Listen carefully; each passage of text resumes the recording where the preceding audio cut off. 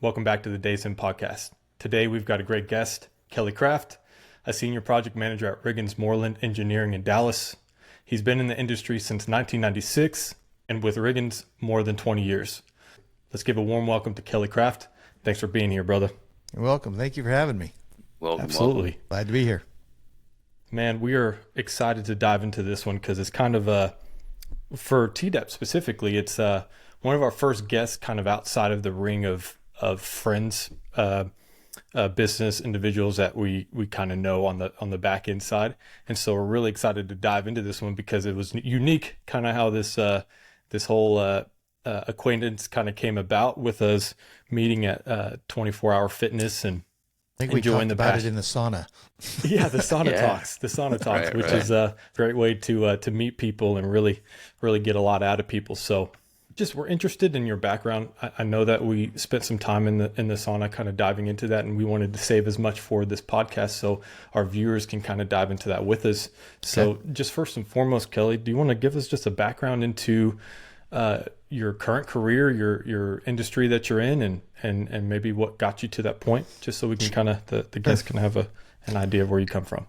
So I come from a long line of electrical contractors, grandfather, a couple uncles, stepdad. Like big, they were building power plants in the Midwest, Wyoming and stuff. Yeah. So growing up, I swore I would never be in this industry. I'm like, no, thank you. But I went to college for a year and it just wasn't really for me. I got back and I joined the Marines. Mm-hmm. I was looking for adventure and, young and dumb. And so I joined the Marines and I got married while I was there and had a kid, and I got out. I'm like, I need a job. So I called one of my uncles up and he hired me, and just kind of, that was 1996, and it's just kind of blossomed from there. Progressed from there. Yeah. Yeah. And that was in Orange County, California. So it was where I really bit my teeth out there. And it was many things as California has going bad for it. Construction is definitely one of the things they have going good for them. I mean, most of the innovations come out of there and everything, just because their building codes are so strict because of earthquakes and everything. But one of the things I really liked and what really taught me was, when you're awarded a job in California, and I haven't been back there in 20 years, so things may have changed, but back in the late 90s, you did not need an engineer to stamp a set of drawings that if you were the electrical contractor on it. So which forced us all to basically become, mini electrical engineers and learn codes, and probably the best thing that ever happened to me. Yeah. But it just starts off on that side of the industry, the engineering side of it. But we were also in the construction side of it, which I enjoyed much more. So my wife at the time had a sister out here that lived in Plano.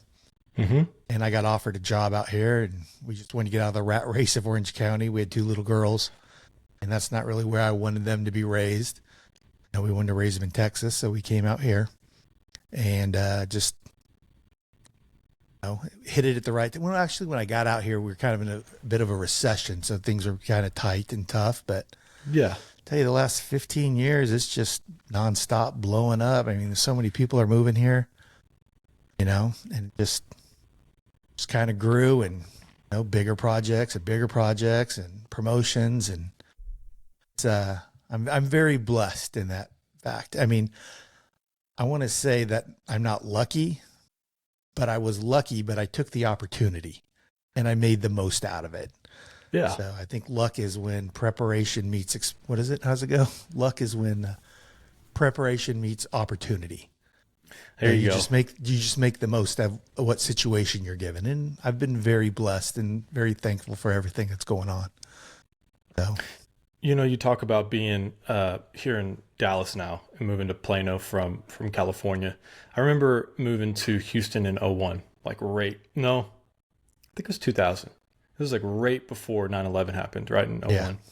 And I remember at the time, I think Dallas, the Metroplex was maybe number 4, number 8 in America, something like that, in terms of the growth. Houston had like 4 million people at the time. Houston so was bigger. it's a huge thing, and now being a part of this community, being a part of this metropolitan area, seeing the way that Dallas is growing is just Ridiculous. absurd. It's just ridiculous to kind of see Good it for all construction.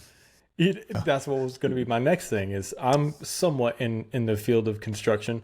I wouldn't say that we're not the blueprints of it, but we provide the material for it. So it's kind of cool to see from the ground up a lot of the developments that are happening. So that's very interesting that we share kind of tree together in terms of construction in a metropolitan area that's growing faster than any other in America at the moment. Can't keep up. Yeah. So what's that like for and I don't want to for Riggins-Morland Engineering? How you guys keeping up with A lot of hiring. You got to find the right, and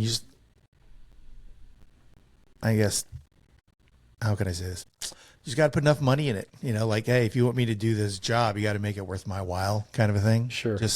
Or you can get very selective on your projects, and a lot of a mid-size, larger electrical contractors, they have niches that they work in. Like, we're large commercial construction, large commercial ground up buildings. Some people like huge warehouses. Some companies only do schools. So you just kind of find your little niche and you stay within that, and there's enough work for everybody. There's no reason to be beating everybody down and, taking jobs from other people. I mean, there's still competition out there, but there's enough work going for everybody, especially now that, just Collin County is just Frisco going all the way up to Sherman. Mm-hmm. It's just ridiculous. I heard there's $10 billion worth of work going up in Sherman right now. They're going to be building casinos up there and everything. Oh, wait, 10 billion alone in Sherman? And a lot of that is that semiconductor factory.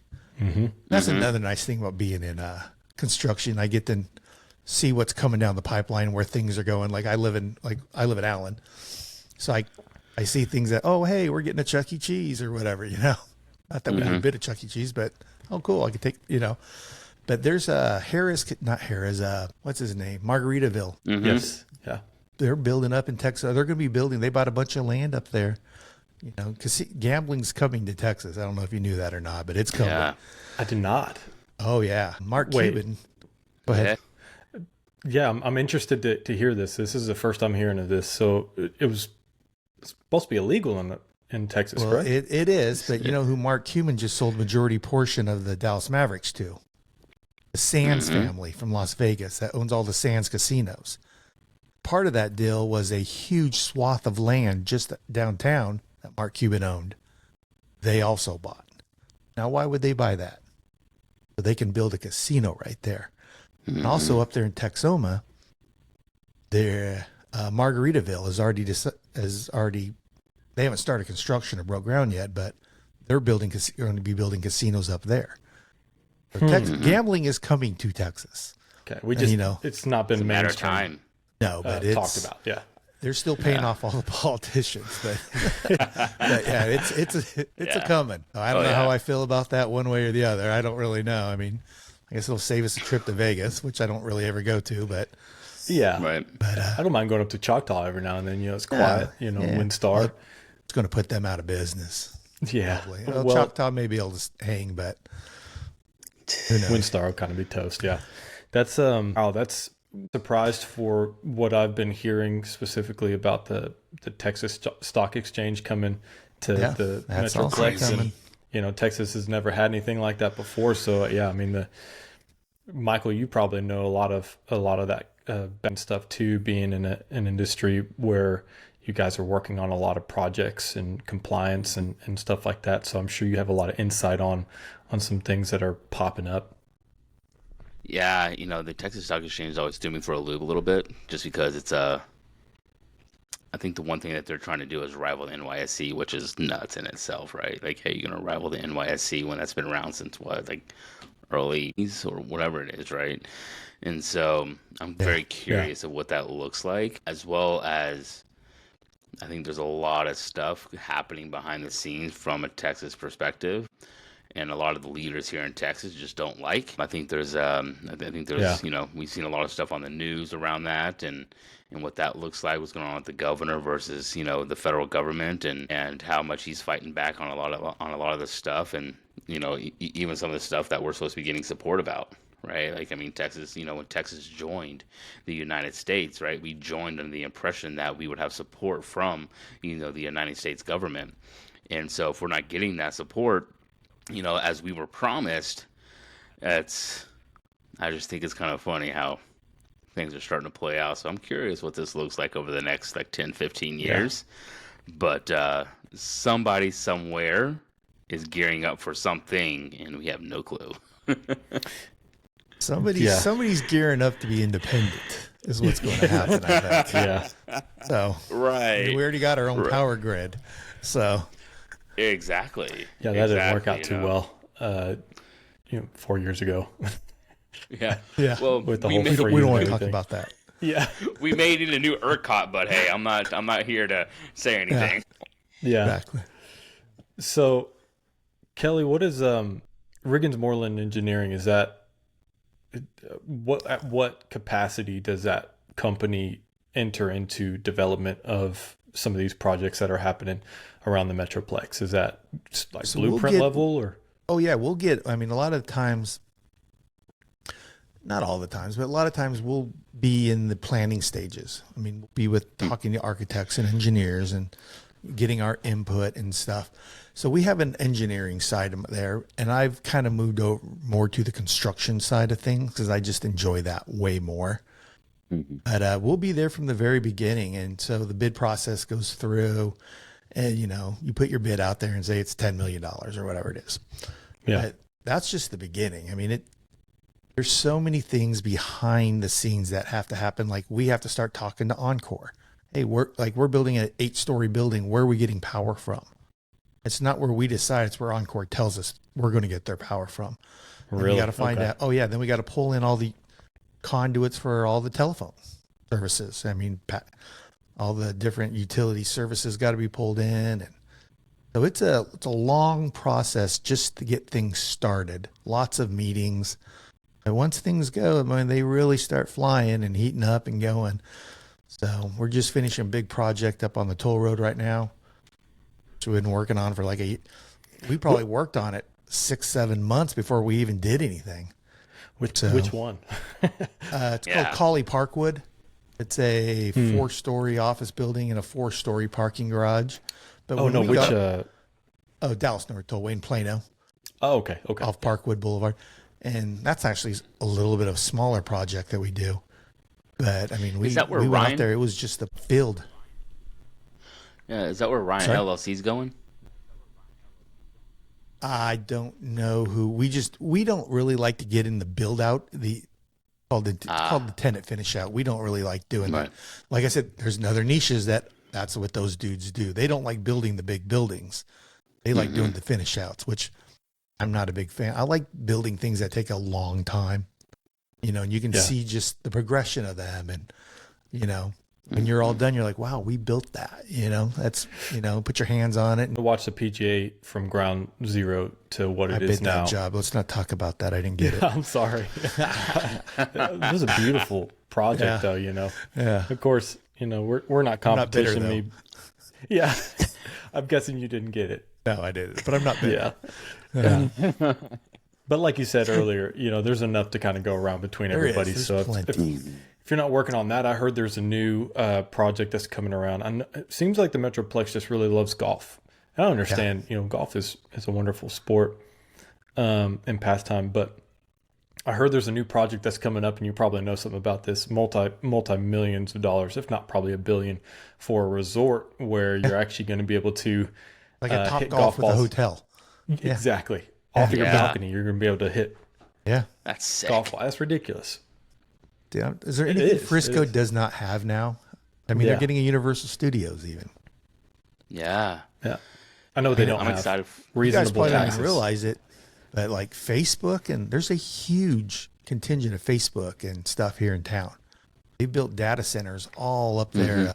Google. North of Fort Worth and everything. I mean, Google. I mean, It's just so much construction going on. It's not even funny. I mean, Yeah. billions and billions of dollars going on that people don't even realize or recognize. And that's another niche, people that build data centers. That's just, it's usually union guys out of California. So they come out here and do that, but that's fine. I mean, it just clears up more work for everybody else. It keeps them busy, and they stay out of our lives. We stay out of their lives. And so it's good. You know, Move on. That's that could kind of lead into a question I had for you, which was, with you being with Riggins-Morland for 20 years, what I'm sure you've seen, just like 380. I talk to my drivers all the time, who've seen 380 develop over the course of the last 15 to 20 years, from being just a field or a single lane road or double lane road to what it is now. And for those who may not be in the Metroplex, 380 is probably the worst road right now to try to find yourself on any time of the day, other than maybe the midnight. But over the course of your career with being in that industry, seeing things from contract, from setup level and conversation level, what are some changes that you've seen over the last 20 years? I know from safety, from my background, I know how lax. I come from oil field safety, so I know I can even remember from my early days, guys wearing tank tops, right? And that's not allowed anymore. No. I'm just kind of curious kind of how that's developed, and if you could kind of share some stories along those lines. Not to outdo your 380 real quick. When I used to live in McKinney, they're off Custer and Virginia. Anyways, 121 back then, just Sam Rayburn Tollway. Yep. 2-lane road. Now it's what, 8? It's a highway. Literally, it was a 2-lane road when I lived there. Yeah, and it was, anyways. Things have really changed. Safety has gone. I think the general contractors have realized that, hey, we're paying a lot of money for insurance, and somebody gets hurt on job. It's $1 million that you're paying, or the insurance company's paying. Somebody's paying. My time, no one has died in my company while I've been there. We had somebody die on a job we were on. They named us as one of the contributors or what? Yeah. So, and our insurance company just paid out. They applied it. It wasn't our fault. We were just, when you sue somebody, you sue everybody and see what sticks. So our insurance company. But so I think the general contractors, they pay a lot of money for insurances on everybody, on them, on themselves. If the subcontractors don't finish the job, they have what's called subguard that they pay, where insurance companies will come in and hire somebody to finish the job for them. So they're very big on safety. Yeah. I don't want to sound bad, but to the point where it really slows things down a little bit. You can go overboard a bit. But, I understand. Nobody wants to get hurt. Everybody wants to go home and see their families at the end of the day. But sometimes they just go a little bit. So every week we have safety meetings. My company does, and most companies will always have safety meetings. We got to turn the records into the general contractor to show that we had that. Like you're saying, guys used to wear shorts and take tops. No, it's all jeans and steel-toed boots and fluorescent colored shirts and hard hats and JSAs and permits and permits and permits and permits, and everybody's got to get paid. So. And before you dig anything, you have to call 811, and they have to come out and survey because, at some point somebody probably blew up a gas line and died. So now which is fine. That's a good idea. You kind of, especially when we're, putting in 10 4-inch conduits, 36 inches in the ground, we kind of need to know what's down there before we start, a backhoe down there and start blowing things up, gas lines and stuff. So, safety's good. I'm okay for it. 100%. I want all my guys to come home every night. So it's definitely progressed in the last 20 years. Definitely.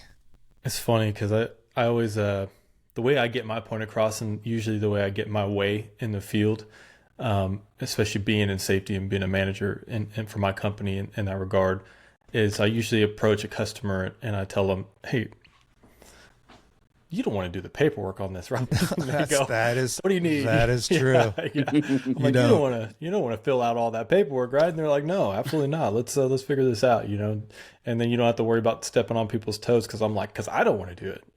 I've done my fair share having a tenure in safety, and I personally would hate to, have to do the paperwork on one of our trailers that lays over and smashes one of your crew members. Yeah. That's a lot of paperwork that continues for the next several years. We've had a guy fall off a ladder and break his leg, and it was a lot of paperwork.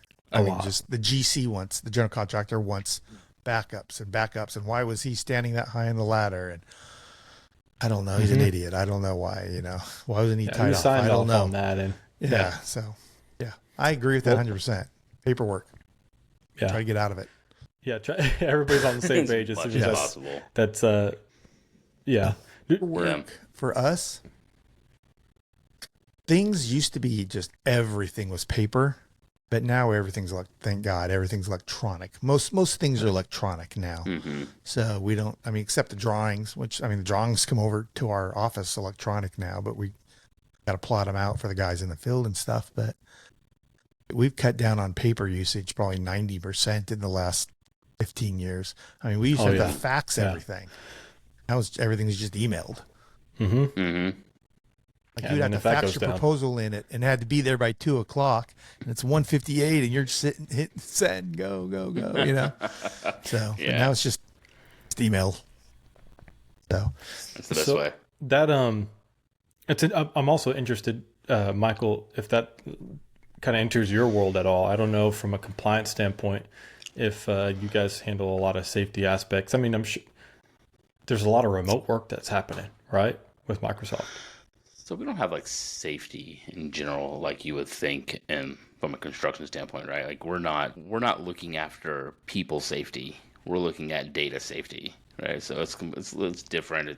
We're not dealing with somebody dying. We're dealing with, personal information being sent out and somebody stealing company secrets, or, federal information being sent outside, and somebody has it gets into the wrong hands, and it's that's what we're doing with that. So in terms of safety and having it on the whiteboard going 121 days, no accidents, we don't have that.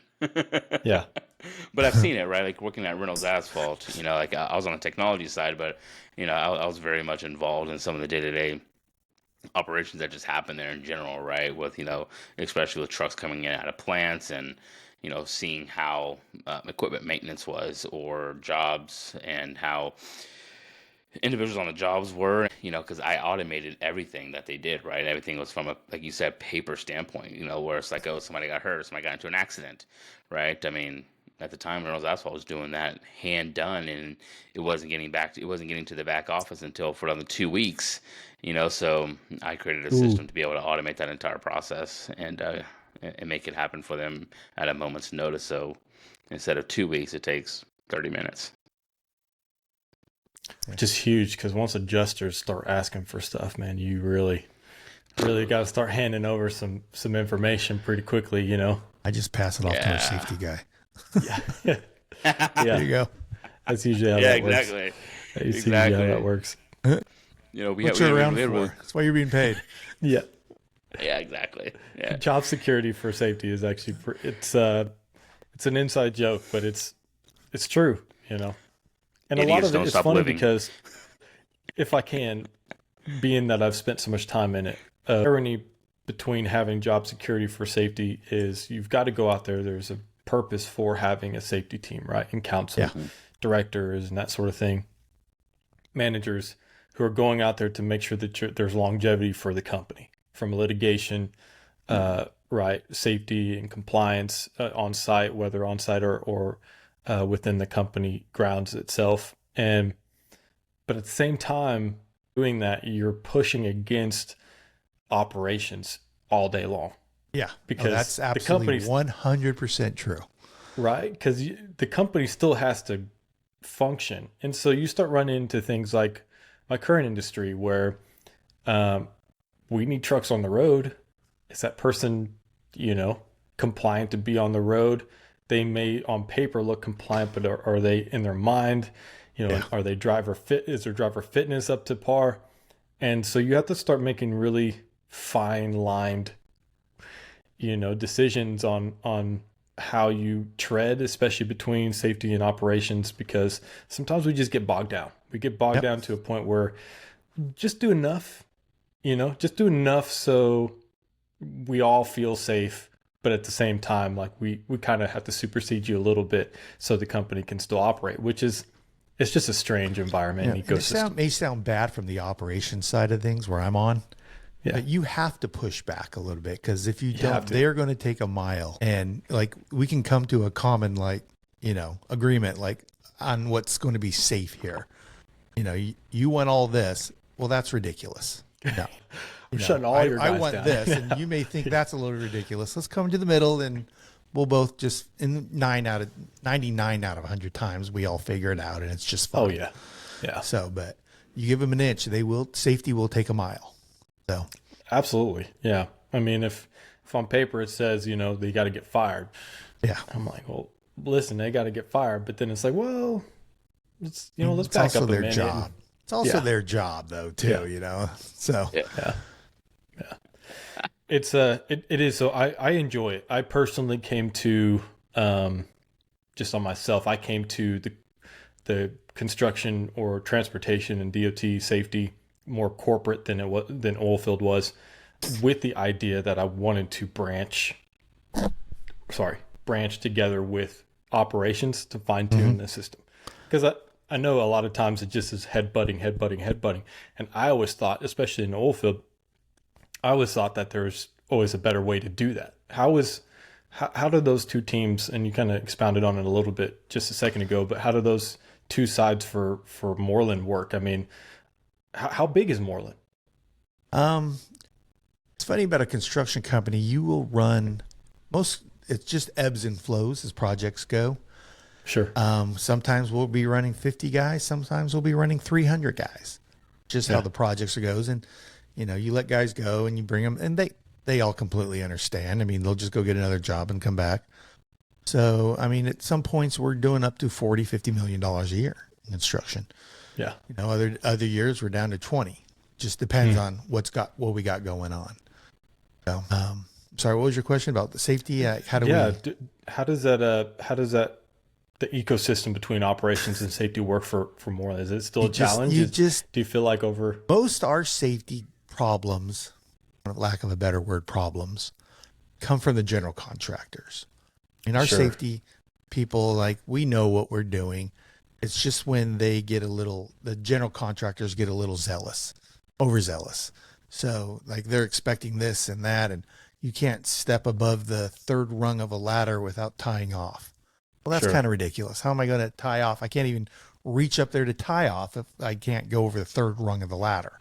So, I mean, so you just kind of make, our biggest problem, and I don't know if it's just specifically to us or not, but it's hot. I mean, it's 107, humid. Our guys don't want to wear their glasses all the time because they have safety glasses on. So they're always getting yelled at about that kind of stuff. But I mean, you just got to stick with it and stay on them and realize that we don't want you to get your eye poked out. So just most of our problems come with the general contractors. When I say problems, issues, let's go with that word, with the general contractors, safety guys. And that's their job. They have to, make problems, because that's what they do. Show them that they're show that they're doing their job. And some of them, I don't want to bust on them. Some of them are very valid. Some of them are like, come on, seriously, that's stupid. I could. Oh man, I wish I could share some of those stories. We work it out on here, but yeah, work it out. We definitely. Sometimes there is some controlled chaos that's happening there to get a rise out of a situation. They have to make their job. I mean, if they don't ever do anything, then why are they needed? Does that get you kicked off of projects ever? No, we've never been kicked off a project. We've had guys like, hey, that you need to send that guy home. Sure. Or he's not welcome here anymore because he's just, doing something just blatantly like we're not even happy about it, or just continually violating, not wearing your hard hat. You know, when 99.99% of everybody's wearing a hard hat, you need to wear your hard hat. You stand There's out a like reason a you wear sore a thumb hard when hat. yeah. So they'll kick people off jobs, and just not just us, it's all trades. So, the guy goes home and he doesn't get paid for a while, and he figures it all out, and then he'll get put to another job, and if it happens again, he's gone. So Yeah. I get it. It sucks. It's hot. You know? It is. It's very hot. Dehydration is a huge thing, especially for the humidity up here. It's way different than being in West Texas and Provide the Permian water and Basin. ice for all our guys. Yeah. So I they travel can around have with as that in my much as they trucks want. well. Yeah. Yeah. That's it is an interesting dynamic between the two worlds of operations and safety, but it's also an interesting dynamic between the industry of just a Metroplex. I think as a person to enter into this question, I remember like the oil field does for many, you go to college for maybe a year if you go to college at all. Yeah. And then you go to the oil field. That's what you do. You go to the oil patch, you start making all your money. I was there during the 07, 06, 05 to 2015 boom. So I was making a lot of money. I spent a year in college and quickly realized that nobody really wanted to be at that college doing anything. And so I was like, why am I here? You know, I like camaraderie. And so I found my way into the oil patch like inevitably everybody does. And my career started, right? You coming from California, getting into being a part of the industry that you're in, or just a background into what the industry that you're in. I'm curious what your thoughts are specifically on going to college and getting a degree. The Metroplex really requires a lot of degrees, I feel like, in a lot of the jobs that happen here. That was a worry of mine leaving the oil field, that I wasn't going to have enough background and experience to make it up here. And sure enough, I did. But do you have a kind of perception on going to college, getting a degree, entering into your field versus not, and maybe just having the experience or the background knowledge? Construction is one of the few industries I know of where you can make a lot of money without a college degree. I mean, I got field guys that are making $100,000 a year easily. Yeah. Never went to college, started when they were 18, making $110 a year, and they're happy. Like, we want to go like blue collar versus white collar. General contractors generally like their project managers to have a construction science degree, but they don't necessarily need it. I know a couple that don't. So basically, if you have a college degree, and A&M's big on it, Texas Tech is big on it, construction science degrees. That's where most of the guys go. Oklahoma is another big one. So if you go to work for a general contractor, you're going to be in the office side with your degree. If you want to start with a general contractor and you don't have a degree, you'll be in the construction side. You'll be like a superintendent on site and stuff, and just learn that. And those guys make a buttload of money. Yeah, they do. Buttloads of money. Like, I mean, they're making $50, $60 an hour. So, but I know guys that some of the smartest guys I know are field guys. They would rather put a stick in their eye than have to go sit in an office all day. That is not what they want to do. And they're super smart, and they're salt of the earth people that want to work with their hands. And don't get me, there's a bunch of dummies out there too, but a lot of them are super smart. They just didn't want to go to college, or they didn't have the money to go to college. The last thing they want to do is sit in an office all day. That would just kill them. Yeah. So the subcontracts, electrical, plumbing, mechanical, you don't really need. I'm trying to think if I know any company I ever worked for where the president or CEO had a college degree. I can tell you the one I work for right now, they don't. He's been open for 40 years. He's rich as, super successful. Let's just go with that. Yeah.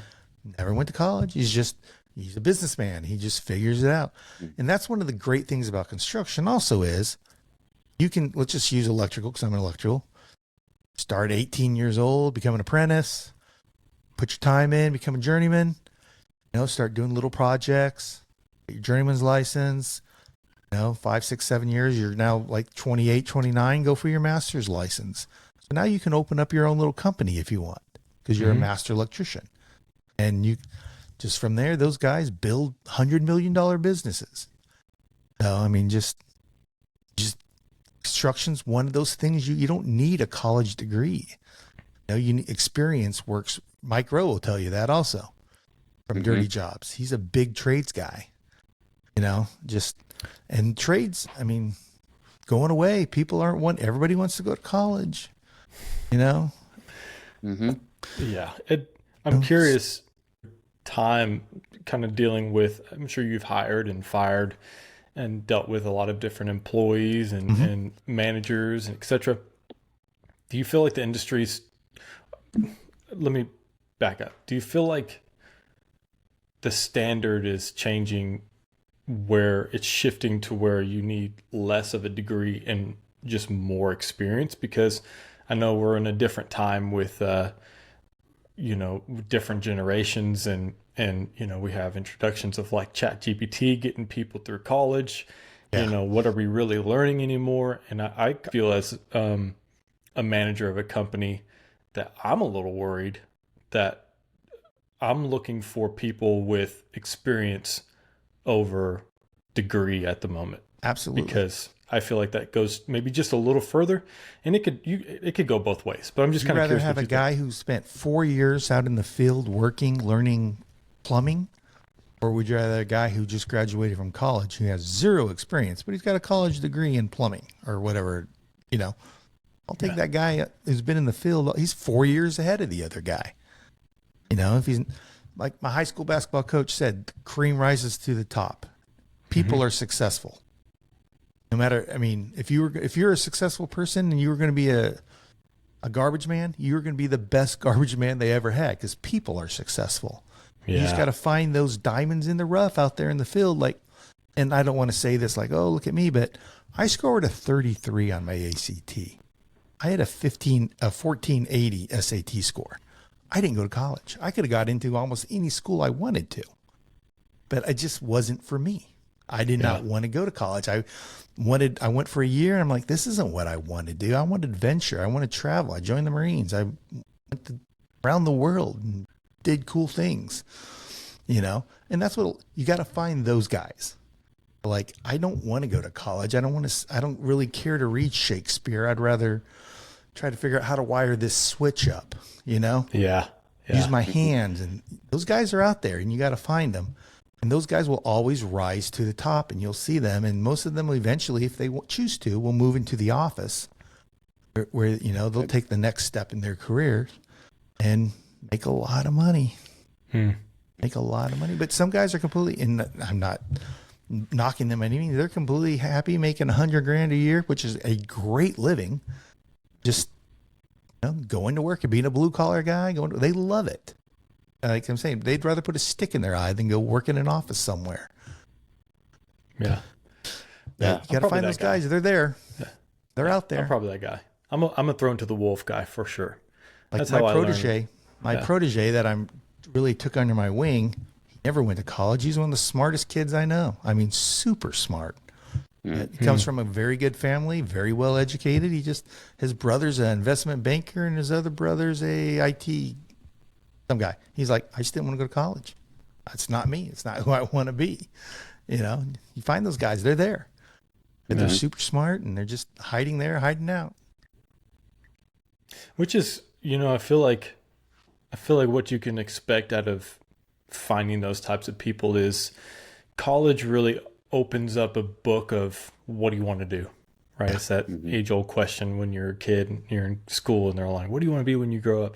And you go to college to you're hoping to figure that out. You could start as a kinesiology major and then quickly figure out that that's going to take 8 years or 6 years and then go another direction, And so I feel like for those that have a passion for something specific, whether that's being a mechanic, whether that's being in electrical, one of my best friends. I know a guy who's a mechanic at Kia, makes $130,000 a year. Yeah. He's a mechanic. Yeah. He works Monday through Friday, 8 to 4. 130 grand a year. No college. And yeah, and all he knows is, well, not everything he knows, but a majority of what he knows is being a mechanic. My wife got a degree from UNT. Great degree. She got a bachelor in photography. But in order to get a bachelor in photography, she had to get a minor in art. But I understand how you could kind of be artistic when you're doing photography, but those are two totally different things. So, it just comes with so much extra stuff you have to really pack into your brain. I just did 12 years of English. Why do I have to take it again? Yeah. Right. I don't understand. Exactly. I don't really care to read Shakespeare. It's not my thing. Yeah. If you had one like mine, I can't remember what his name was, but he would read poems one word at a time. Why? What? All I know is he also got drug out of our classroom. So by the police, but crazy time. That's crazy. But that's interesting because you talked about a little bit ago. You kind of talked about getting your hands dirty, and I'm sure you got your hands plenty dirty in the Marines.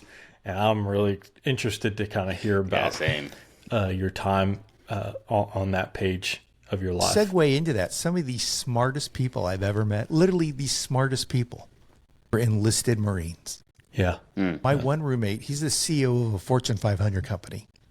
My roommate, I used to have to loan that guy money to go buy beer. And now he makes like $10 million a year. My other roommate graduated from Brown when he got out. The Marine Corps, not the Marine Corps, the military even, just, it is there. You use it for what it's there for. Oh, you're set. Like it'll pay for your it'll pay you to go to college while they're paying for your college. And people take advantage of it, and it works really well for them. My one roommate, he graduated from USC. The other one graduated from Brown. Wow. So, for free. Yeah. They were actually paid to go there. So some will fix your credit for you. They put you on programs, and I think the Air Force does that. Some of the dumbest people I also knew were enlisted Marines too. But some of the funnest people to hang out with were also enlisted Marines. So Marines are a different breed. They are different. They are definitely different people. Yeah. Oh, so you know exactly what I'm talking about. Oh yeah, they're some of the craziest people I know. Oh yeah, half of them are there just to kill people. They just want to kill people. Literally. They're there. I want to go kill people. All right, here's a gun. So I was in the air side of it. I was in the air wing. I didn't want to be humping around the dirt. I'd rather fly around. So, but I joined when I was 20. Boot camp, which is, you ever seen the movie Full Metal Jacket? Yes. Man, that is the most accurate depiction of Marine Corps boot camp you will ever see. Good gosh. That guy, I'm gonna have to go watch it after was this, a real Marine Corps drill instructor. So that is just, and it's funny because you get in such good shape, and by the end, you're there for like 3 months. You just kind of, you don't laugh, but you just find things very funny. Like they're yelling at you, calling you the most god awful things, and you're just like, that's funny. All right, Yeah. But the Marine Corps, I tell you, Marine Corps is if I had to live my life again, I would do it all over again. I loved it that much. That's the only reason I got out is because I was married. I got married and I had a baby, and I was coming up for deployment. But if I was single, I probably would have stayed in. I loved it. Spent 6 months on an aircraft carrier. Who gets to spend 6 months living on an aircraft carrier? Like we're in Hong Kong this week. 2 weeks later, we're in Singapore. You also got to go to the Persian Gulf for 4 months, but on the way out, you're going to Australia to hang out for 10 days. That's just surreal things. And then when you're even in like Kuwait and stuff and outside Iraq, that's why you join the Marine Corps. It's to do Marine Corps stuff, blow things up, and it's just the best. And I feel weird when people come up and they're like, "Thank you for your service." I don't feel weird, I guess, but I'm just like, thank you for letting me serve. It was a blast, and it's go back to the saying is you never know you're in the best part of your life while you're in it. I mean, you're on the other side of the world with all your closest friends in Hong Kong. Think like your 10 best buddies and you're all in Hong Kong together, or you're all in Singapore. It is the best. And now then you're also living in a foxhole with a gun for a while too, but that's okay. That's why you join that stuff. And I loved it. I would do it again. I feel like especially being in a group like that of men or women that have the same mindset. I mean, you're in the Marine Corps or whatever establishment you're in, branch of the military. And if you're going over there, you guys have this you're all unique to yourselves, the way that God created us to be. But at the same time, you guys have the same idea of what you're meant to be doing versus if I grab 10 friends right now and go to Hong Kong, some people might want to go there and others might want to go there. So it's, I feel like that's just a different dynamic of camaraderie that kind of brings you guys close. Also from boot camp. I mean, boot camp, I mean, everybody hears how tough Marine Corps boot camp is. And don't get me wrong, it's physically, the thing people don't realize is they don't start you running out 8 miles. Like that first week, you're running a half a mile. Maybe the next week they may bump it up to 3/4. But by the end of the 3 months, I mean, you're in solid shape. But I always tell people, physically, boot camp was not that hard because you go in there in fairly good shape and they just build you. But mentally, I mean, it separates the men from the boys. You find that night one, you will know the mama's boys be in their racks crying. Oh yeah, I mean, you'll find out who the mama's boys were. You'll find out who the guys who had tougher lives are that are a little bit mentally stronger. But they completely, I'm not saying this is a bad thing. I think it's personally a good thing, but they completely wipe your identity away. They make you feel like the lowest form of crap out there. Like you're just a piece of crap. And then they slowly build you back up into a Marine and exactly how they want you to be. And that's why the Marines are the Marines. Everybody, they're called the few and the proud. It's pretty tough to get in the Marine Corps. They kick a lot of people out. I mean, a lot of people don't even make it through the recruiting process. We started with 90, I'm going to be off on the numbers, but 90 recruits. When I platooned in boot camp, we only graduated like 65. Oh, wow. They get weeded out. And that's of the people that made through it, the recruiting process to go to boot camp, they still get weeded out. So, I mean, they find the mentally tough ones fairly quick and a lot of, I've known, it's funny, it's a joke inside joke in the Marine Corps is you hear people, I was going to join the Marines, but I know a lot more of those people than actual Marines. So but, how does that, how's that tie into your current career? Cause that's pre what you're doing now, right? I got my job at Riggins-Morland because my boss was a Marine. It's on my resume. And he goes, for one, I know you're a good guy because you're in the Marines. I know you'll be at work every day because you've been having to go to work every day, And that's a good thing about most branches. I can't speak about the Air Force because I don't really consider them a branch of the Air Force. I mean, branch of the military. Just kidding. I'm going to cut that part. So. Nah, it's a little inter-service rivalry. You gotta roll. Trust me, they're going to tell me about being a crayon eater or something. I don't know. Whatever. But no, I mean, that's hiring a veteran is a good thing because those guys, what kind of guy you're going to get. I mean, they're somewhat, especially Marines are very disciplined. I can't speak about the other branches. Honestly, I can't because I don't know. A guy I work with was in the Army, but veterans will show up to work every day because that's what they're used to. So you kind of know what you're going to get. And that's why I got the job because my boss was a Marine and he saw it. And, real fast, I want to touch on that because I've got a very fresh story that ties exactly to what you're saying, and I can vouch for that, even though I wasn't in the military or a Marine. But being for my company, that I have a lot of different diverse types of people and employees that come through the offices, from drivers to whatever it might be. I met a driver just recently, fresh, probably been with us for a month or so. I could tell just off the rip that he was in the military. And he kind of introduced himself as being a Marine. We kind of talked. I was doing some coaching with him because that's part of my job within my industry. I got to kind of distribute coaching sessions for bad habits and just kind of help people become better at what they do. And that works both ways. You can tell especially from my line of work, when I have one of those coaching sessions, who receives it and who doesn't, right? The ones who repeat behaviors, repeat offenses, etc. You could tell that he was a Marine, and it meant a lot for him to establish to me that he was a Marine, because Marines are the very message proud. after that, and I won't reveal his name, and I never get this. In 4 years with the company, I've never gotten a message back for like this. He texted me afterwards. I've been thinking about it all day. Went back and it was a speeding situation. And he was like, I went back and I thought about it. And you're right. He did his own research on it, on the location, realized that he was in the wrong, and came back and said, hey, I really appreciate you for wording it the way you worded it. And I think we're in this together, etc. And so that meant a lot for me. And I'm talking about it now, just like I've already talked about it probably 10 times in different conversations, because that went an extra mile for me. And specifically, I think that was a testament to his time in the Marines and how you guys hold yourselves, and the pride, that kind of comes Very from. pride. Yeah. There you go. There you go. Very proud. So, and they also, every Marine is team member. Everybody works for a common team.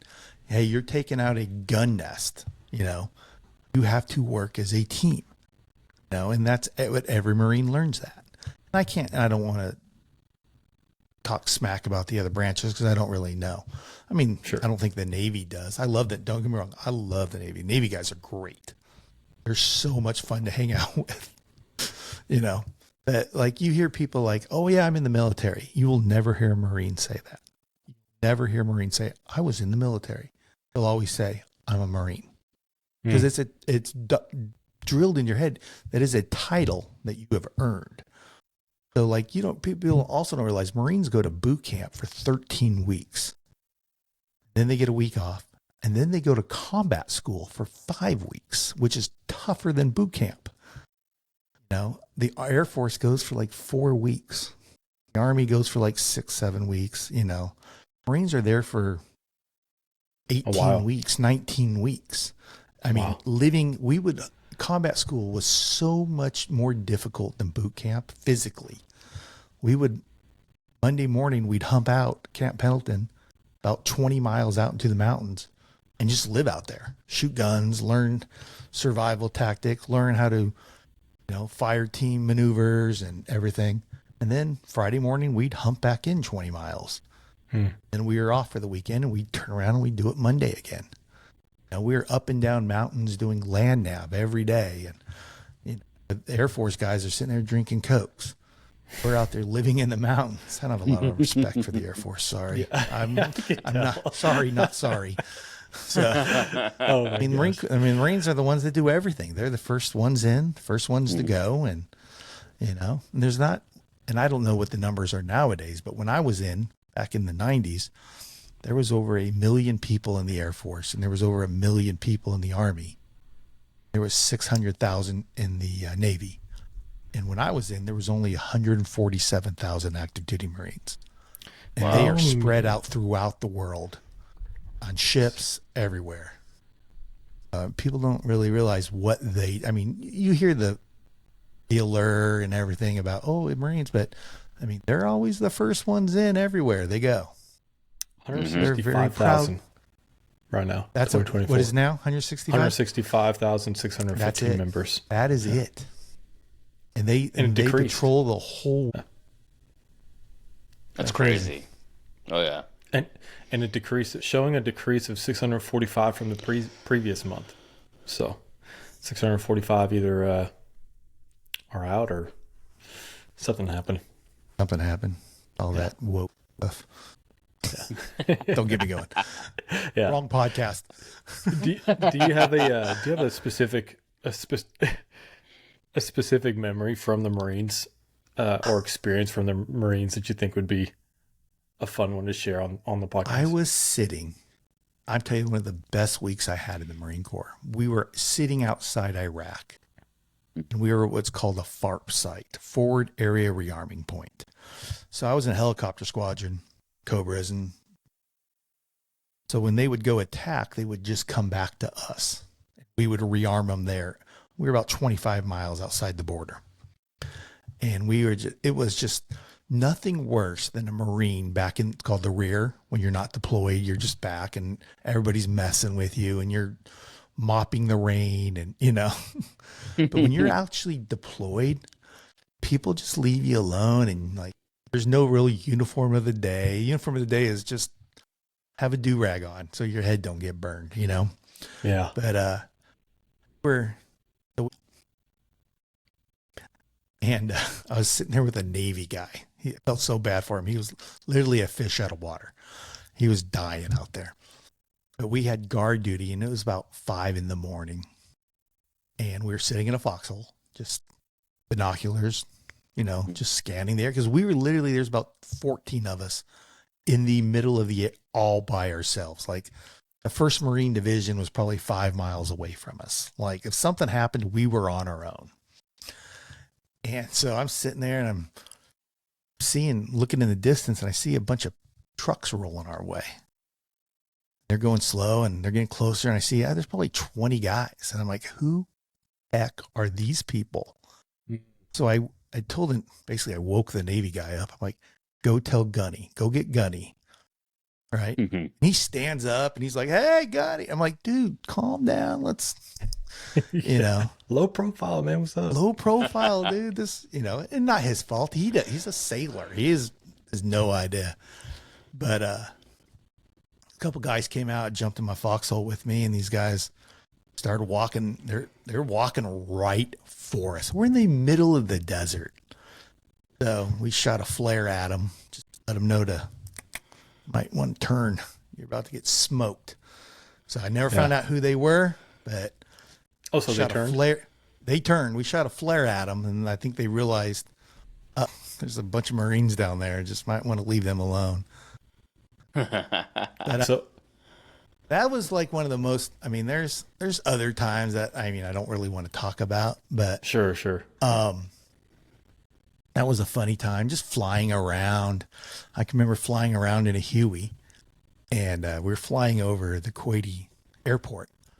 And the pilot, you know, you're all linked in. The pilot's asking for permission, and the Kuwaiti air traffic controller's denying him permission, right? And he's like, yeah, I don't care. I'm coming through the traffic, you know.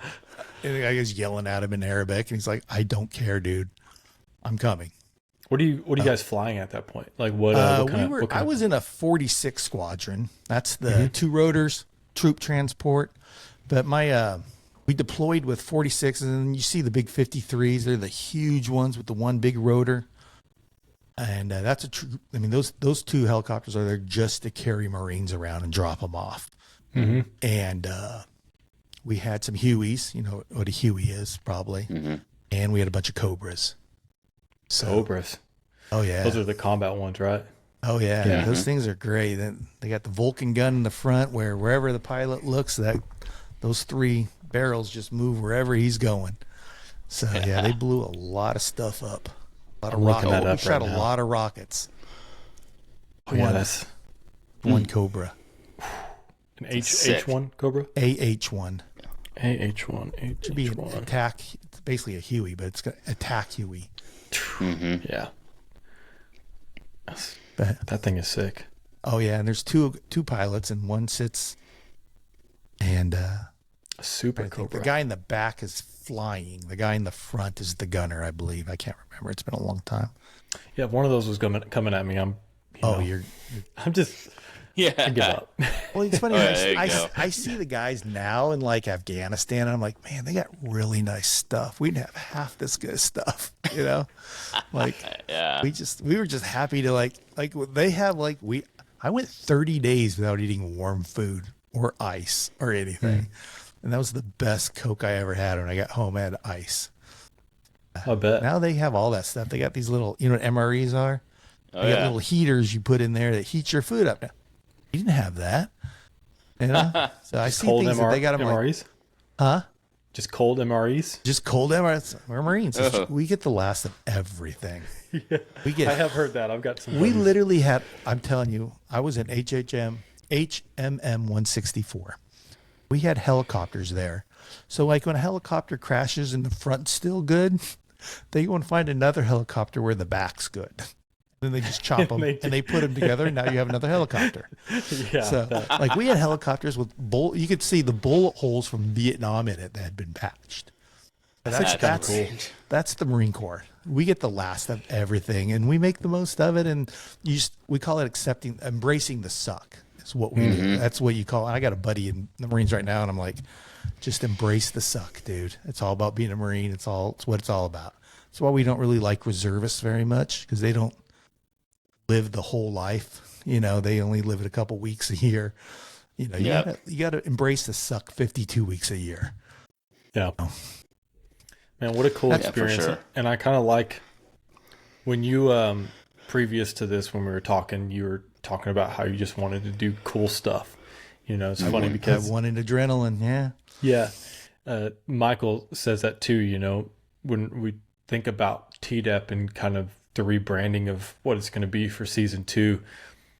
He's like, and you could probably say best, Michael, but he's like, man, it should just be cool. It should just be fun. And I feel like that a lot of the experiences for the Marines entails a lot of that, but also, like you said, there's some things that you don't want to talk about because it can get pretty harsh, and it is it's not always probably the easiest job to have, but what an experience. You'll never have that doing or being anywhere else, which is pretty fascinating.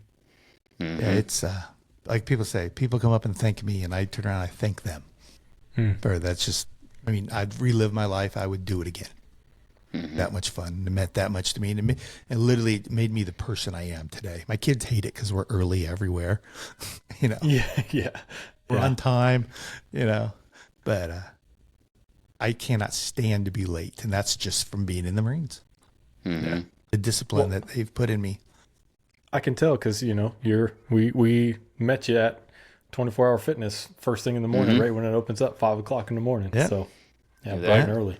That's right. Gotta get it done before work.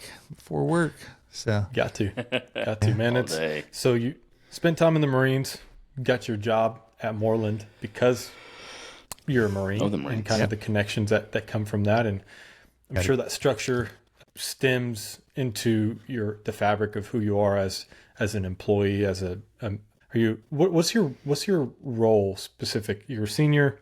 I'm a senior project manager. So I'm in charge of, I have several projects that I am in charge of every aspect of them. Sure. From the beginnings to the closeout packages at the very end. And I have people working on them, but I'm ultimately the person responsible. Like if it all goes bad, they would come to me. Or if it all goes good, the team looks good. Sure. So do you take Marine tactics? Curious on this. Do you take Marine tactics from what you learned and shape those to be a little bit more cordial to the corporate environment? I can't point one thing, but I definitely do, I think. Yeah. I attack problems head on. Sure. There's no procrastinating. Let's figure this out. A big staple in the Marine Corps is, adjusting. When things go bad, you have to adjust to it and figure out what's going on. Because no battle plan lasts the first 5 minutes. There's always adjustments made constantly. So, you just have to be able to, lack of a better word, roll with the punches, and, just stay there and stay diligent and be on time and don't procrastinate and just tack your problems head on. I think that's, a lot of Marines are like that. And I hope you find some other Marines and you get them on there and you ask them these questions. I would be very curious about what they would say also, because I think most of us we're all rebuilt exactly the same way. We were all torn down to just bags of blood, right? And they literally rebuilt us and gave us confidence, every one of us, the exact same way. Because that's what they want. And it may sound bad, but they want little robots. But these little robots are full of confidence and, respect. Marines are very respectful usually. Marines definitely like to party. So, as Michael can probably tell, they like to party a lot. But that's just, I can't remember. I don't want to say it was FDR's wife. One of the first ladies had a comment. I don't know if you want to Google it real quick. It was something about, gosh darn it. Marines are like the best people you'll ever meet, and they're mostly drunk half the time, or something like that. It was some quote about, it was great. I don't know who it was. But there's a bunch of great quotes about old Marines. So there's a lot of people, Marines, that you don't even know are Marines. If you just Google famous people that you would never know, they were in the Marine Corps. Rob Riggle was in the Marines. So, Really? I didn't know that. Yeah. Don't you know he was an officer in the Marine Corps? Yeah. But I'd be curious to see if you get other guys on here and what they would say. I bet I would venture to say they would probably agree with most of what I'm saying, because we're all built exactly the same way back. I'm sure the gentleman, because now he knows that I've got a podcast, I'm sure he'll jump on here, hear the reflection of our interactions together, and probably get a kick out of and probably relate a lot with what you're talking about. So every Marine I know also drinks Bud Light, smokes, or dips. They may not now, but back in the day, every one of them did. Yep. They all drink Bud Light, Bud Light, Jack Daniels, and Marlboro Reds, or Copenhagen. That's funny. All of them do. Now that you say it, that's because nobody likes Bud Light. Nobody likes Bud Light. Not anymore, at least. But I do remember. Well, that's all. When you're a Lance Corporal of the Marine Corps, that's all you can afford. So Bud Light, right? Yeah, Bud Light. You have to go down to the PX and get some. Or Keystone. I don't even think that Keystone was around back then. Back then, it was everybody was Team Bud Light or Team Jack Daniels. If you could pull your money and get a bottle of Black Label Jack Daniels, you guys were set for the weekend. Yeah, right. So that's hilarious. Go to E-Club for $1 beers. Like, I barely even drink anymore. Yeah, I don't even like running. Huh? I'll have one. Yeah. Like, I told my captain when I got out, I said, I'm not even going to run when it's raining outside anymore. So I'm done running. Yeah. Right. Done running. One too many times. My captain was amazing, by the way. He was an amazing man. Probably one of the top 3 men I've ever met in my life that I respect the most was my captain in the Marine Corps. That's great. His name's Joel Miller. Joel Miller. He's actually an LAPD guy now. Okay. So maybe we'll get Joel Miller on here. There we go. I could probably dig up his phone number for you. He was, I love, literally, I called him probably about 5, 6, 7 years ago. I got his phone number, and I told him what he meant to me. And I said, I just appreciate what the example you gave to me. What made him so great, even as a Marine Corps officer, was he used to be enlisted. But he knew what it was like to be a private in a PFC, Lance Corporal, before he went and got his commission. So he knew, and a real quick story on him is the day I picked up Corporal, which is now you're a non-commissioned officer, right? Which means you don't, that day he literally put me in charge of cleanup of our shop because I was the NCO in charge. And I was out there helping the guys, trying to get done quicker so we can all go home. And he goes, no, come here. Like, you're a corporal now. You're an NCO. You don't do that anymore. Ooh. That's them. That a way they can look at you and be like, someday I'm going to be a corporal. I won't have to do this anymore. Like, you've earned your way. Where you're not having to sweep the floors or mop the floors anymore. You are just there to watch. Like, all right. Just a good guy. Taught us a lot. So I had an experience like that when I started in the oil field. My first manager was that way. You couldn't find him, and you'd be looking for him. His name was Mike Metnich, amazing guy. He worked for Schlumberger after that for a while. You couldn't find him anywhere, so you'd go looking for him. You'd find him in some random corner sweeping, and you'd try to get the broom from him, and he'd be like, "This is my time. Don't mess with me. This is what I want to do to contribute back." And so I set that standard. I started doing those low things, and I started realizing that the people that were coming into the industry, into the company after that, they weren't doing those things. And they'd ask me, "Hey, so I finished this, so what should I go do?" And, "Well, why don't you go pick some weeds?" They're like, "What? I didn't sign up for that." And it always went right over my head. I'm like, "Well, what do you mean? That's a part of that that tier, that system of climbing the rung, that you kind of have to put in that time.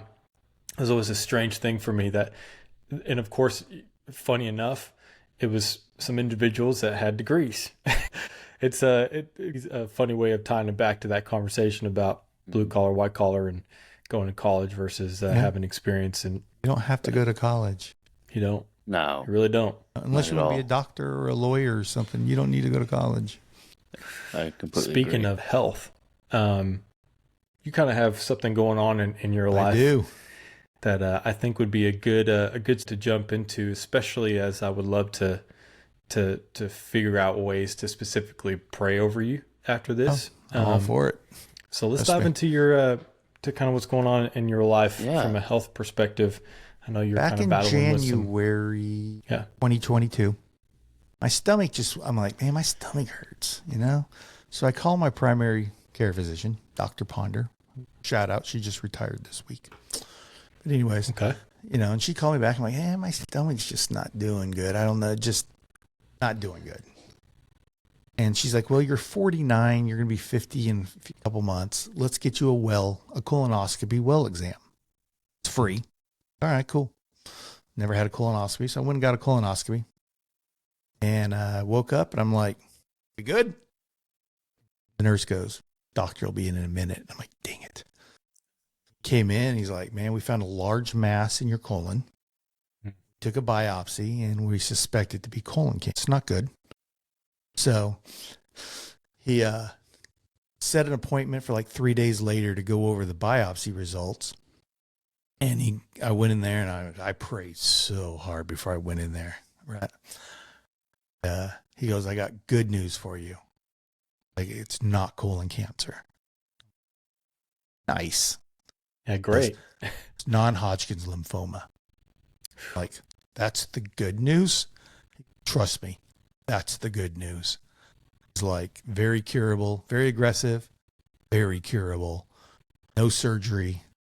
I'm like, all right. So he put me in contact with an oncologist, and the oncologist literally called me that night. He's like, don't worry about the lymphoma. This is his words. If you don't believe, ask Carter, who you guys met earlier. He was there with me. He's like, don't worry about the lymphoma. That's the easy part of things. Like, all right, cool. I mean, you guys aren't really taking this serious at all. Okay.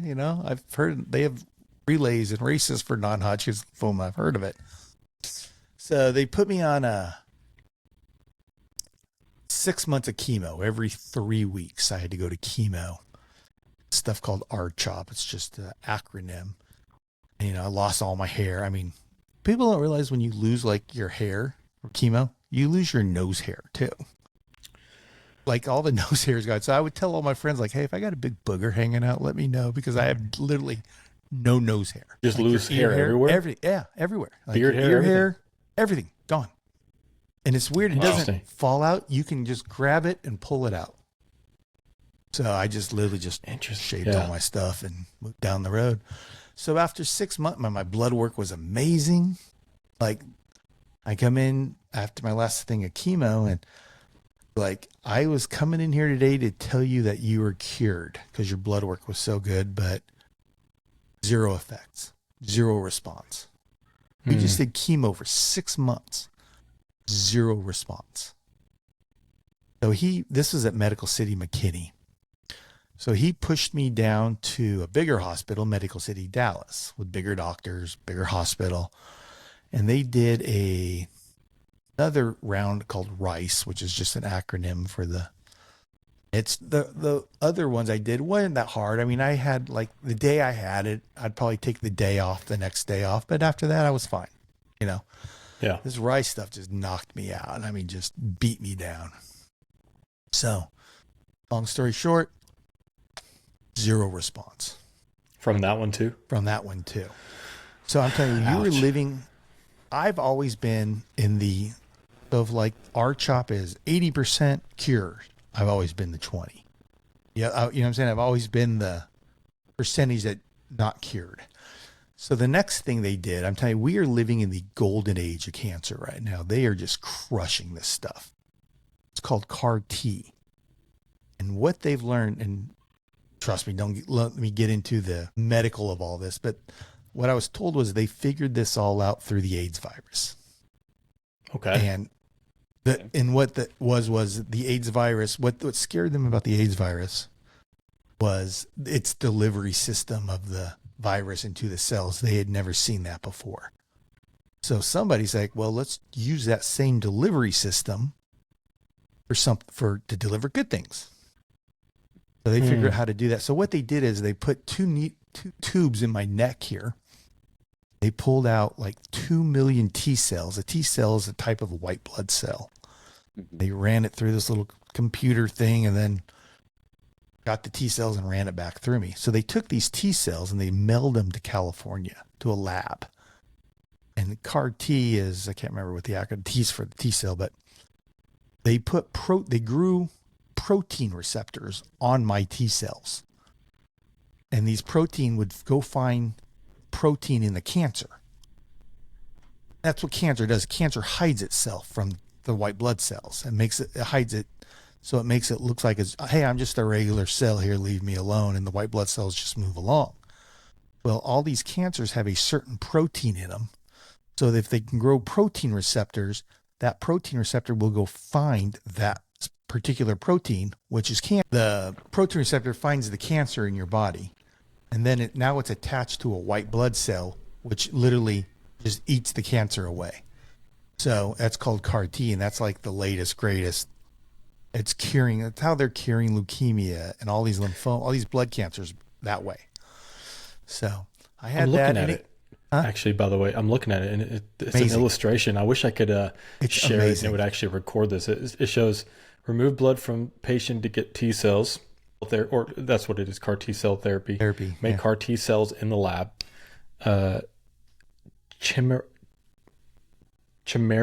antigen receptor, CAR, is what that's what it is, yeah. Grow millions of CAR T cells, infuse CAR T cells into patient, and then CAR T cells bind to the cancer cells and kill them. That's crazy. Yeah, it's crazy. That was wild. It cured about 95%. I had 7 tumors. I had a big one rolling right up to my heart. They were.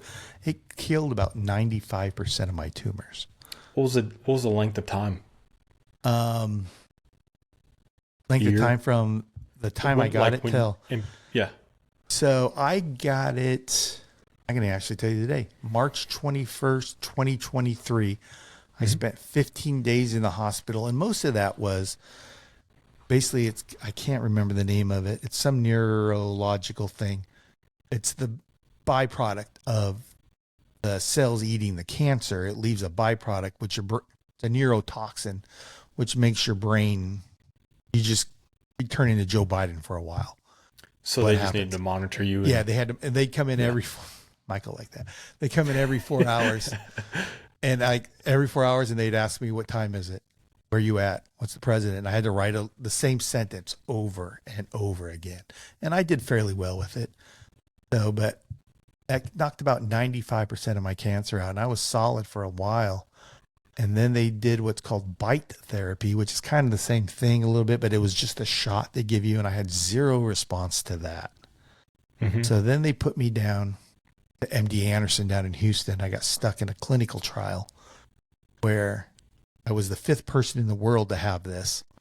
This is like a year later. Like, you guys knew me this whole time. All this was going on. You had no idea what I had going on in the background. Yeah, this is wild. And so I got stuck in a clinical trial down there. I was the 5th person in the world. This was just this past March. I was the 5th person in the world to have this done. And it was the same CAR T again, but somebody was doing it with donor cells. So they weren't even using my cells anymore, where you had to do them, then wait 3 months, and they put them back. No, it's off the shelf kind of stuff right now.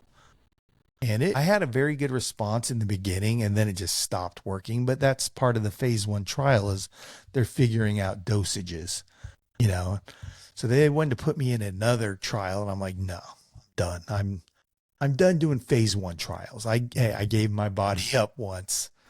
I need a phase 3 or a late phase 2 trial where you guys have ironed this down and knocked it down and got the dosages right. Because, and I said, I said, actually, I'm going to go do some radiation. That's where I started this week, was in radiation. I actually had radiation today. And I'm telling you, the stuff going on in that, even, my God, it You is shouldn't even be on this right AI, now, huh? right? You shouldn't even Oh, be they on don't this. even, yeah, they don't even like radiate like your whole area. It's like a pencil. Just hit areas now, and it's all AI generated, and AI maps it and tells them where to go. And it's amazing. And just, I'll tell you, we're all living in the golden age of cancer. Actually, the head of lymphoma, great guy named Dr. Nair out at MD Anderson, Houston, which is the best cancer hospital in the world. He told us 10 years from now, there will be no chemotherapy. It'll be done. They're moving away from it. They got all these immune therapies, and things have come so far that chemo won't even be a thing anymore. That's what he told me. So I hope so. Right, so I'm doing radiation right now, and I can tell you those tumors are pissed. I got 2 in my abdomen. They're mad. So Can you tell? Is it a physical feeling or? Yeah, I mean, they were getting to the point where they were getting big. I could kind of feel, they were in my abdomen. I could kind of feel them. And the doctor at UT Southwest is like, man, they've given you every cancer killing thing known to kill lymphoma, and those 2 have not died. So, I'm like, oh, God, he's like, but they haven't met radiation yet, and they will not make it. So the goal here is I was going to say, those 2 must be from the Marines. From the Marines. Exactly. So ironically, that's where the Marine Corps said they're the ones who gave me cancer.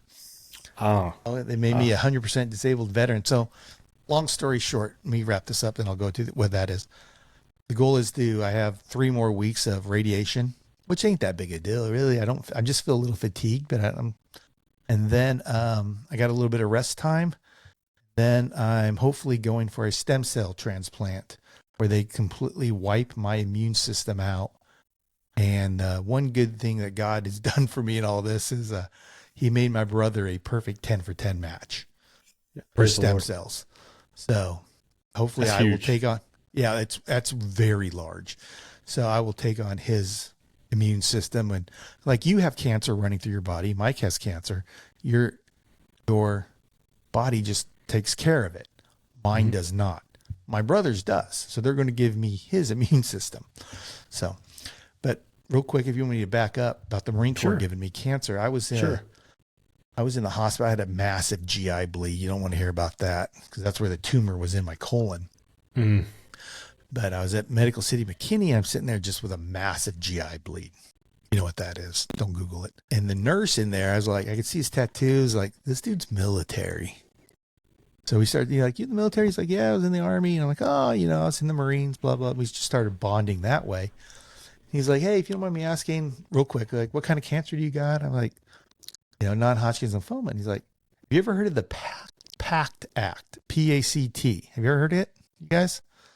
PACT Act. So what they've started, and he's explaining to me, he's like, hey, and literally he goes, hey, I have a trauma. I got to go Google this. I'll be back in about 20 minutes. So what the PACT Act is, they realized that all these Marines, Vietnam even, coming back, and he was even telling me, I guess the best thing to do is give an example of how he explained it to me. He went to his old reunion of his unit, and there were 3 guys there that had a very specific, crazy kidney cancer. All 3 of them did. Mm-hmm. So the PACT Act started taking people with veterans with cancer, like, oh wow, and they started seeing like all these guys were in the same place that had these crazy cancers, were all in the same places at the same times in the world. And so they basically did the right thing and started taking responsibility for it and paying. Kudos to the Marines, by the way. Oh, that was just, that's the whole, the VA was doing it. It wasn't just the Marines, but so they put out a list, and if you look it up, it's like 10 places in the world. I'm trying to, at certain times. If you were in these 10 places at these times, we probably gave you cancer if you haven't. And I had been to 5 of them. Wow. Yeah. 5 of the 10. Yeah. 5 of the 10. So goodness. That's, and they did the right, they made me 100% disabled veteran. And, I don't I can go the VA completely for free and have them pay for this, but I have amazing health, about $15 million into this through United Healthcare. And United Healthcare has been amazing. Just absolutely. My wife has United. Yeah. I even told them when they called me, I would do a commercial for them for free if they wanted. That's how great they've been. Wow. So they've never balked. Like that CAR T thing I was telling you about, that was $1 million. They didn't balk at all. They didn't balk at once. So they've been great. So I have great insurance. That's why I'm not even really going to the VA route, because I'm just using my own private insurance. That thank God I have. But you are $1 million man. I'm a $15 million man. You are $15 million. Hey, there we go. That might be the of this episode, $15 million Podcast, man. the $15 million man. That's it. Yeah. Wow. That's I can tell you, since we first met you, just in passing, communicating in the sauna, seeing your dedication to the gym, man, it's just awesome. That's where, thank you. That's my Marine Corps is the gym. I played 20 years of basketball. Fitness is where I like to get together with people that are like-minded to for a common goal. And got to get that blood moving in the morning. You got to. You got to. And Michael and I have been working out for a while now, and which has been such a godsend, because we're just so like-minded in our approach to what we're trying to get out of fitness. But I can say for you, seeing you, man, and you weren't bad before, but I've seen a difference, and I wonder how much of that is, some of the things that you're going through on the back end, but also my whole approach to this was like, I'm going to do my part, going to the gym and become the healthiest person I can be. Like, I don't drink, I don't smoke, I eat fairly well, I work out, I do cardio. Like, I'm going to do my portion. Hopefully God will do his portion, and the doctors will do their portion. So that was my complete mindset, and you just have to have a positive, and not every day is a good day. Yeah. I mean, there's days where I'm like, I'm probably going to die. And, other days I'm like, hey, I got this. Me and God, I give this whole thing to God. God's going to take care of me. I'm on his, the whole thing that I've struggled with is like, why am I being cured? I'm going through all these things, and, and I did my morning devotional, and I'm like, you're on your own timeline. You on God's timeline.